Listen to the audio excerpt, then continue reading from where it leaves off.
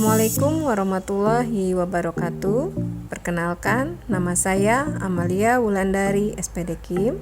Saya salah satu guru produktif jurusan keahlian farmasi di SMK Muhammadiyah 2 Kadungora.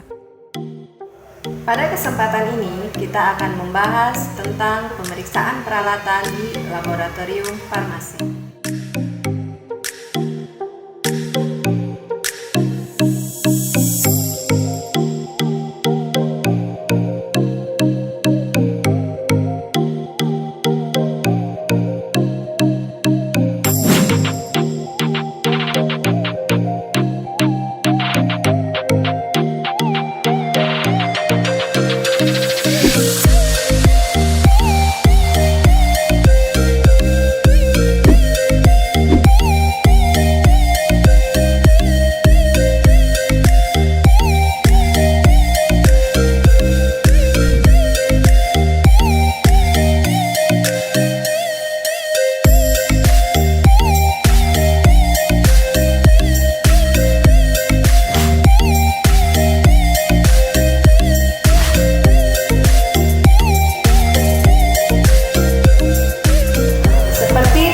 Praktikum lainnya, peralatan praktikum di jurusan farmasi itu memiliki standarisasi, baik itu pemeriksaan maupun pemeliharaannya.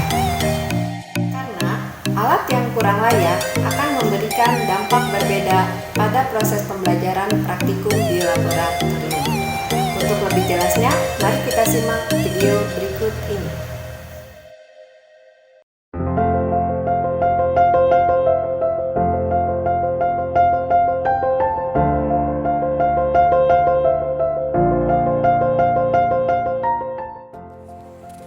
Gelas ukur. Alat ini terbuat dari kaca borosilikat yang memiliki bagian bawah lebar dan terdapat beberapa volume ukuran dari mulai 10 ml sampai 1000 ml. Untuk membaca skala pada gelas ukur, lebih baik gelas diletakkan pada posisi yang sejajar dengan mata dan ditaruh di atas media yang rata seperti meja. Posisi mata sejajar dengan gelas ukur untuk melihat permukaan larutan atau cairan sesuai garis ukur pada gelas, sehingga akurasi ketelitian pada penglihatan lebih besar. Erlenmeyer. Labu Erlenmeyer ini terbuat dari kaca borosilikat yang berfungsi untuk mencampurkan zat berwujud cair dan memiliki beberapa ukuran antara 50 ml sampai dengan 1000 ml. Beker glass atau gelas kimia merupakan sebuah wadah yang terbuat dari kaca borosilikat yang mempunyai beberapa ukuran, yaitu antara 50 ml sampai dengan 1000 ml. Gelas kimia ini digunakan untuk mengaduk, mencampur, dan memanaskan cairan.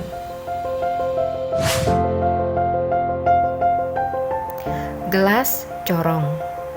Gelas corong terbuat dari gelas borosilikat yang digunakan untuk membantu memindahkan suatu larutan.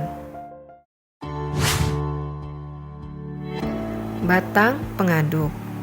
Batang pengaduk terbuat dari kaca pejal, merupakan sebuah peralatan laboratorium yang digunakan untuk mencampur bahan kimia dan cairan untuk keperluan laboratorium.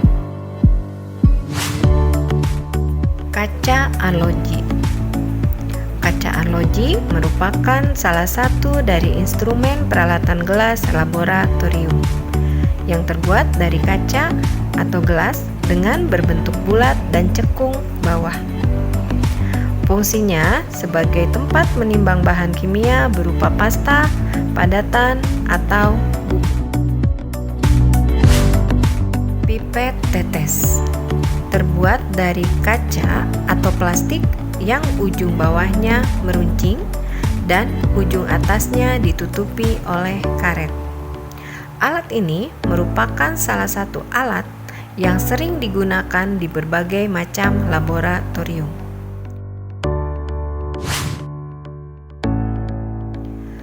Alat pengayak. Alat pengayak terbuat dari logam.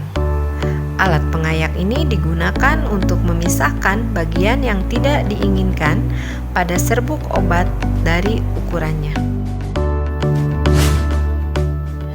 Mortir dan stemper terbuat dari porselin. Sudip film plastik terbuat dari plastik. Mortir dan stemper digunakan untuk menghancurkan dan mencampurkan padatan kimia. Sedangkan sudip film plastik digunakan untuk mengambil campuran padatan kimia yang menempel pada mortir. Sendok aduk. Sendok aduk sebuah alat yang terbuat dari polimer. Biasanya digunakan untuk mengambil bahan kimia yang berupa serbuk. Timbangan obat banyak digunakan oleh farmasi untuk menimbang obat. Kalibrasi neraca laboratorium perlu dilakukan secara berkala. Fungsi utama dari timbangan ini adalah menimbang obat dengan bobot yang kecil dalam ukuran miligram dan yang besar dalam ukuran gram.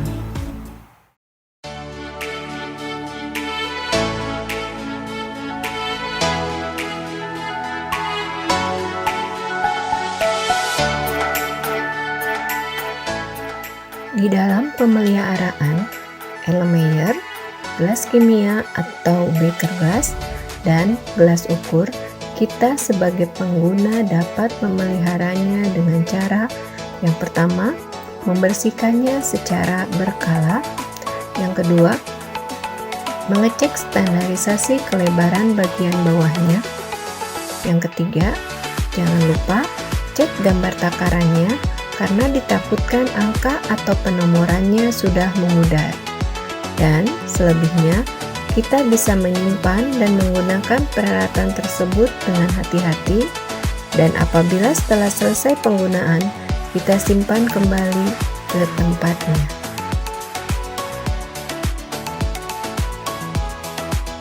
Untuk memelihara gelas corong, batang pengaduk, kaca arloji, dan pipet tetes ini, kita harus melakukan langkah-langkah.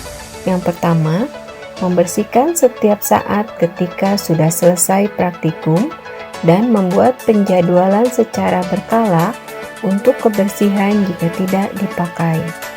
Yang kedua, selalu cek jika ada alat yang retak atau tidak sesuai standar.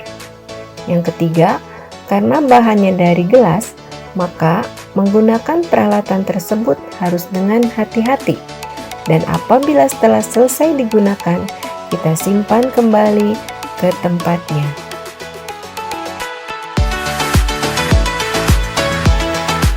Bagaimana cara untuk pemeliharaan alat pengayak?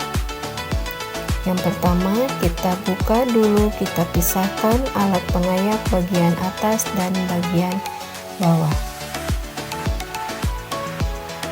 Setelah itu, kita bersihkan dengan menggunakan tisu. Tidak boleh menggunakan air.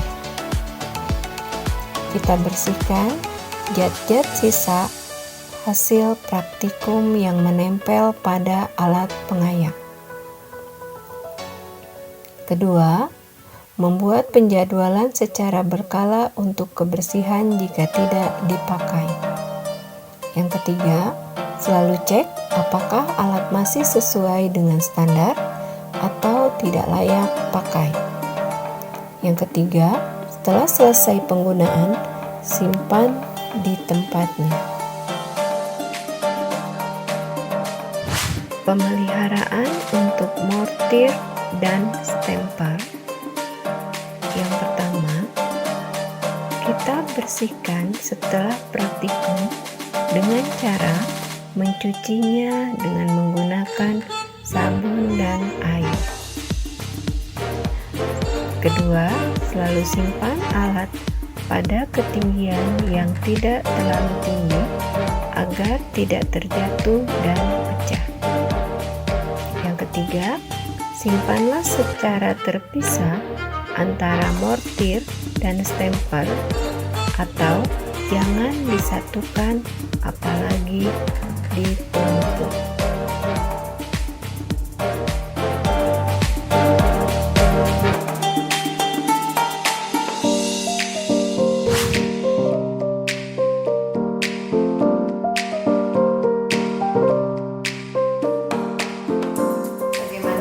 Sudah mengerti mengenai pemeriksaan peralatan di laboratorium jurusan farmasi?